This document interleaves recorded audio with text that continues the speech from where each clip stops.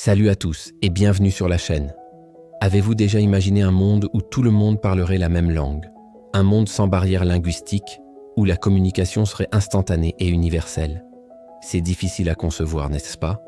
Pourtant, selon la Bible, ce monde a bel et bien existé, juste après le grand déluge.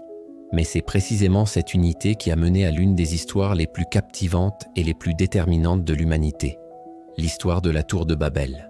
Alors, installez-vous confortablement.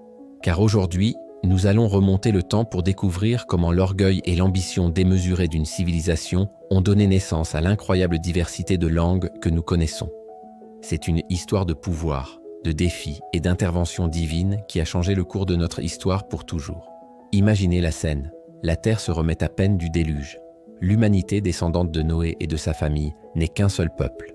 Le livre de la Genèse nous dit qu'ils avaient une seule langue et les mêmes mots. C'est une image puissante. Une communauté unie, partageant les mêmes pensées, les mêmes projets, sans aucune barrière pour se comprendre. Ensemble, ces hommes migrèrent vers l'est et arrivèrent dans une plaine fertile, dans le pays de Shinar, une région que nous connaissons aujourd'hui sous le nom de Mésopotamie, le berceau de la civilisation. C'est là, dans cette terre promise, qu'ils décidèrent de s'établir. Mais cette unité parfaite, qui aurait pu être une force incroyable pour le bien, allait bientôt devenir le catalyseur d'un projet insensé, un projet né de l'orgueil humain. Forts de cette harmonie totale, ils se sont sentis invincibles, capables de tout accomplir. Et leur regard s'est tourné vers le ciel. Leur ambition était littéralement sans limite. Unis par une seule voix, ils se sont dit « Allons, bâtissons-nous une ville et une tour dont le sommet atteindra le ciel, et faisons-nous un nom, afin que nous ne soyons pas dispersés sur toute la surface de la terre. » Analysons un peu cette phrase car elle est cruciale. Elle révèle deux motivations profondes et problématiques. Premièrement, une tour dont le sommet atteindra le ciel. Ce n'était pas juste un exploit architectural, c'était un acte de défi, une tentative de s'élever au niveau de Dieu, de se faire l'égal du Créateur. C'était l'orgueil à son paroxysme. Deuxièmement, faisons-nous un nom afin que nous ne soyons pas dispersés. Cette phrase est un rejet direct et conscient de l'ordre divin. Après le déluge, Dieu avait commandé à Noé et à ses fils « Soyez féconds, multipliez et remplissez la terre ». Mais ici, les hommes font exactement le contraire. Ils veulent se regrouper, se centraliser pour leur propre gloire, et non pour accomplir le plan de Dieu. Pour ce projet colossal, ils ont fait preuve d'une ingéniosité remarquable, utilisant des briques cuites au feu en guise de pierre et du bitume comme ciment, une technologie avancée pour l'époque. Toute leur énergie, toute leur intelligence étaient tournées vers ce monument à leur propre gloire. Face à cette démonstration d'orgueil et de rébellion, que fait Dieu ? La Bible nous dit que le Seigneur descendit pour voir la ville et la tour que les fils des hommes bâtissaient.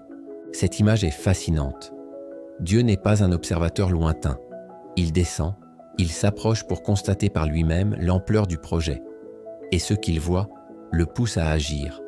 Il prononce alors ces paroles qui sont à la fois une observation et une prophétie. Voici, ils forment un seul peuple et parlent tous la même langue.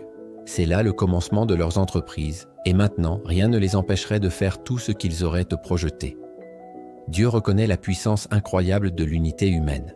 Il voit que si l'humanité, unie dans une même langue et un même but, décide de se rebeller, sa capacité à faire le mal est sans limite. Imaginez un instant. Si rien ne les arrêtait, où mènerait cette escalade d'orgueil? Cette unité, utilisée à mauvais escient, représentait une menace pour le plan divin et pour le futur même de l'humanité. L'intervention était devenue nécessaire. Non pas pour punir, mais pour préserver. Alors, comment Dieu intervient-il? Non pas par un nouveau déluge, non pas par le feu ou la destruction, mais par quelque chose de bien plus subtil et de bien plus efficace, la confusion. C'est une solution d'une intelligence divine. L'Éternel dit « Allons, descendons et la confondons leur langage, afin qu'ils n'entendent plus la langue les uns des autres. » Imaginez le chaos qui s'ensuit sur le chantier. Une seconde auparavant, tout le monde se comprenait parfaitement. Le maçon demandait du mortier et on lui en apportait. Le charpentier demandait une poutre et il la recevait. Et la seconde d'après, plus rien. Le langage, cet outil qui avait permis leur unité et leur puissance, devient une source de frustration et de discorde. Les ordres criés par les contremaîtres se transforment en sons étranges et inintelligibles. Les discussions deviennent des disputes. La coopération s'effondre. La méfiance et l'incompréhension s'installent là où régnait la confiance et l'harmonie. La communication, Le ciment de leur société venait d'être brisé en 1000 morceaux. La tour, symbole de leur orgueil, est devenue le théâtre de leur impuissance. Avec la communication rompue, le projet monumental s'est arrêté net. Comment continuer à construire une tour vers le ciel quand on ne peut même plus se demander de passer un outil? La frustration a dû être immense. Les différents groupes linguistiques nouvellement formés se sont probablement regardés avec suspicion, incapables de collaborer. La grande ambition s'est transformée en un échec retentissant. La Bible conclut l'épisode de manière concise et puissante. L'Éternel les dispersa de là sur toute la surface de la terre, et ils cessèrent de bâtir la ville. C'est pourquoi on l'appela du nom de Babel, car c'est là que l'Éternel confondit le langage de toute la terre, et c'est de là qu'il les dispersa sur toute la surface de la terre. Ainsi, l'objectif même qu'ils cherchaient à éviter, la dispersion, est devenu leur réalité forcée. La ville et sa tour inachevée ont été nommées Babel, un nom qui vient du verbe hébreu balal, signifiant confondre ou mêler. Le nom même du lieu est devenu un mémorial éternel de leur orgueil et de son résultat, la confusion. C'est de ce point central que l'humanité s'est fragmentée et a commencé à peupler les 4 coins du monde, emportant avec elle ses nouvelles langues et cultures. Alors, que devons-nous retenir de cette histoire millénaire? La tour de Babel est bien plus qu'un simple mythe sur l'origine des langues. C'est le récit fondateur qui explique, d'un point de vue biblique, la formidable diversité linguistique et culturelle que nous voyons aujourd'hui. Chaque langue, chaque dialecte, trouve son origine symbolique dans cet événement. Mais au-delà de ça, c'est une mise en garde intemporelle contre l'orgueil humain. C'est une leçon sur les dangers de l'ambition qui cherche à se glorifier elle-même au lieu de reconnaître une autorité supérieure. L'histoire nous montre que lorsque l'humanité utilise ses dons, son intelligence, sa créativité, sa capacité à collaborer, pour défier son créateur, le résultat est la division et la confusion. La véritable force, que l'on soit un ou des milliers, ne réside pas dans la capacité à construire des tours jusqu'au ciel, mais plutôt dans l'humilité, la reconnaissance de nos limites et l'obéissance à un plan plus grand que le nôtre. C'est une leçon qui résonne encore fortement aujourd'hui, dans un monde où l'ambition humaine continue de viser toujours plus haut.